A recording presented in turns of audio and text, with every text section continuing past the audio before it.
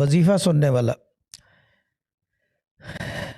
कल किसी से बात हो रही थी तो मैंने उनको कहा इसके बजाय कि दो आदमी अलग अलग टाइमों पे या लतीफ़ो एक ही डिवाइस से सुने। एक डिवाइस पे दो हेडफोन्स होते हैं लेफ़्ट राइट के, एक एक कान में लगा ले, दूसरा दूसरे कान में लगा ले और वो सुन सकता है, यानी कि शेयरिंग इज़ केयरिंग। अगर चार आदमी हैं तो हेडफोन्स के एक एक्सटेंशन ले लें तो चारों आदमी गोलाई में बैठ के भी सुन सकते हैं, वो भी इजी तरीका है। तो कोई वो नहीं है कि अगर एक स्ट्रीम को तीन आदमी शेयर कर लें एट द सेम टाइम।